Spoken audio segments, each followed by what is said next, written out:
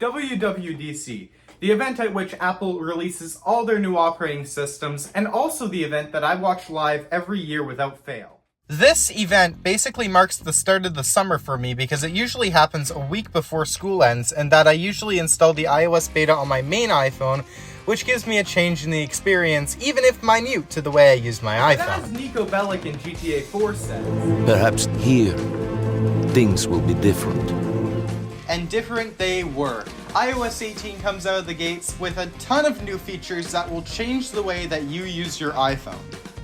Last year, most of the changes that came with iOS were under the hood. Sure, there were a lot of basic quality of life improvements to iOS 17 that have become effectively synonymous with daily life for me, such as live voicemail, which gives you a readout of what the person recording a voicemail is saying so you can decide whether you want to pick up or not. Standby mode, which I use every night before I go to bed. It's one of those features that I don't know how I lived without. Down to the features that I don't use often, such as name drop, which for some reason I thought I would use very often, just to figure out that not only does almost none of the girls that I develop crushes on know how to use it, but they also don't update their devices regularly, and none actually like me back. But iOS 18 is different. For the first time since iOS 14, they have made some complete overhauls to the user interface design. I like a lot of these design overhauls. Some are pretty bad, but there's a lot to go over, and in this video, I'll be going over the major new features. Apple officially brought customizable icons for the first time. Now, in iOS 14 and later, you can technically have custom icons by spending 30 minutes to an hour making bookmarks for each app, but now you can do so by going into the customization menu and coloring the apps. Now, yes, Android fans, Material You has had this for a couple of years now, and if you want more customizability, you still need to do it the old-fashioned way, but I still think this is really cool. Also, one thing I was missing for years as an Android convert, being able to move your icons anywhere on the home screen. This is much more ergonomic than whatever home screen layout I had set before. The control center got a complete revamp. I really hate this. I get what they were trying to do, and it kind of works, but not really. I'm glad you can get rid of these sections. Okay, this script was written a couple of weeks before I actually filmed this, and I've gotta say I have warmed up to it more. I still don't really like the claustrophobic design of some elements of it, but I have gotten warmed up to it. Also, something just feels wrong with this connectivity widget. It feels so claustrophobic, and you can say that all of the widgets here feel claustrophobic, but the connectivity widget feels so squished in compared to everything else. But with all the pet peeves that I do have with it, I also can't wait to see what developers do with the control center as well. The Photos app has gotten a massive overhaul. It is now this one-page scroll down as opposed to the different menus of older versions of iOS, but I really don't like it. Now, this could be the massive shift away from the old version, but I like to think that they could have done a lot better. There are some updates that I personally like. For example, I like this UI for swiping through photos much more than I like the old version, which feels a little archaic compared to this. Especially the video watching UI. I personally think that this UI tweak was majorly overdue. Right down to the thoughtfully placed search tab. I don't think it needed its own menu in the Photos app, and this is a much better spot for it when you're quickly wanting to search for something. But what I don't like is that they squished all of the bottom menus into one. This sucks! I hate it! It feels overcrowded and claustrophobic. A lot of these should be its own menu. I don't know how anyone thinks that this is better than this. Now, I've had some real fun with the new iMessage features, especially having friends who took the plunge as well. Being able to use bold text and strike through is amazing, love it, as well as the animated text effects, which is just plain fun. Being able to use any emoji with reactions, instead of just using the stock limited options that are more often than not too limited for my taste. You can now send messages via satellite if you have an iPhone 14 or later with satellite support. I'm yet to use it because I'm almost never in a situation where I don't have any sort of cellular service, as well as it only being available in the United States at the moment. Send Later is finally on iPhone. I remember using this when I was still using Android some years ago, but now it's on iPhone. I can definitely see myself using this feature a ton. And now we get to the biggest feature being added to the Messages app, RCS. If you don't know what RCS is, it stands for Rich Communication Services. RCS is on almost every Android phone made in the last 5 years and has been an effective upgrade to the outdated SMS and MMS standards which have been around for the last couple of decades and aren't really that great. RCS allows you to send videos in their full quality rather than the terrible quality you would be stuck with using MMS. And while SMS technically supports group chats, it's a real nightmare. You have a group chat with all the disadvantages of SMS, while not being able to leave said group chat because even if you delete the chat, you would get re-added whenever someone texts that chat again.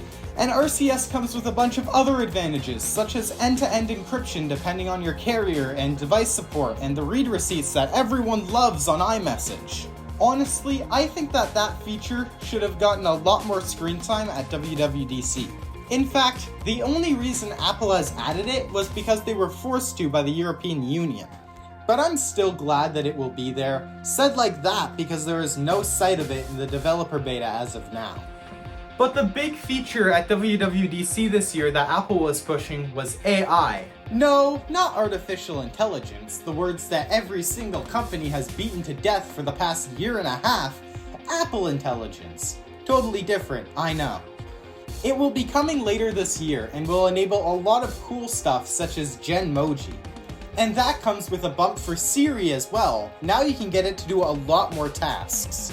The reason that I'm not giving it much airtime in this video is because, for one, it's only coming out in beta form in the fall. The new Siri UI is nowhere to be seen, which I don't know why they didn't add it to the beta because the new Siri UI looks much better than the bubble at the bottom of the screen. And now a recent development, people are able to do this with Cowabunga. Just add the feature in, although it doesn't come with all the Apple Intelligence stuff, it's still there. So Apple could have added it. Also, Apple Intelligence features are only available on the iPhone 15 Pro and Pro Max. Now, I get it, all processing is done on device, so it needs a little extra oomph to run. But I don't know why they couldn't make this work, even in some sort of constricted form, on the regular 15, 14, and even 13 series. Especially since one of the new features is just sending your prompt off to ChatGPT, which would be really useful even if older iPhones don't get the full feature set of Apple Intelligence. Now that's it for the big updates, but there's a lot of smaller updates that have hit the shelf. Such as hidden apps. So if you have a hair tracking app that doesn't exist on the App Store, stop gatekeeping, Craig! You can swiftly hide that away. The ability to swap out the default camera and flashlight toggles on the lock screen, although I'm personally keeping it the default because I can't get used to anything else at this point. Categorization features in Mail, which will be coming later this year, which I don't know why they didn't throw this in with the dev beta, since it's so simple yet will be so helpful. Some new Safari features which will group all important information on a web page for easy access, as well as a new reader feature which will summarize whatever you're trying to read. Passwords is no longer in settings, rather its own app, which I'm still getting used to, but it's a really unnecessary change and it should have just stayed in the settings app. You can now make your own routes with maps, as well as see topographic maps in some areas. Funny enough, it's only available in the US and Japan. Game mode, which suppresses background tasks to increase frame rates and lowers latency to controllers and AirPods. Improvements to Apple Cash, which now allows you to airdrop your money. You can pay using rewards, which I know of one debit card that I have that will definitely take advantage of that feature. Event guides with Apple Wallet tickets, which should help you out at venues and concerts, although you have to wait for it to be added to the ticket of your venue by the venue provider.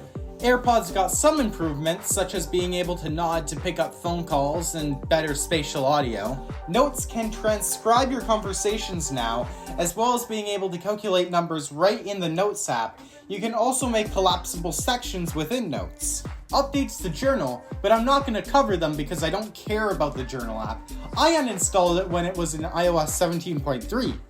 New Apple TV features, which allows you to see what actors are on the screen. This will also be available for when you're using your iPhone as a remote for your Apple TV. You're also able to record phone calls, which will be helpful when doing a tutoring session over the phone. Not much else because it tells the person you're recording that you are recording. Emergency SOS can now share a live video of your emergency. Freeform now lets you present your board section by section and now can send a copy of your board to your friends. New screen sharing features, which now lets you take control of other screens. And the last feature of note, music haptics, which I tried for a grand 3 seconds before turning it off. It's kind of a weird feeling, and I don't know how this can be used by the deaf to enjoy music.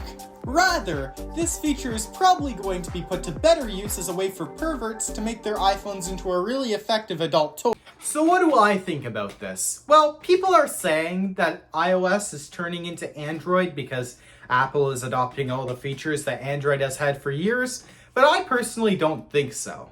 Apple is still yet to adopt a lot of administrative features that Android has had for years, and I still think the two platforms will continue to be very different, at least in that way going forward. But as for the customization and key quality of life features that have been added to iOS 18, I'm open to it, and I'm open to more features coming from Android. And just a disclaimer, if you want to try out iOS 18 yourself, I wouldn't recommend it as there is a lot of stability issues as of yet in the developer beta. If you want to try it out before release, please try the public beta, which will be coming within the next month. Like always, Apple did not receive any copy approval or an early preview of this video, so they are seeing it right alongside you, and no compensation was provided for this coverage. iOS 18 was tested on an iPhone 14 running the first developer beta of iOS 18. If you liked the video and would like to see more content like this, consider subscribing to the channel. My name is Torno1500, and I will see you in the next video.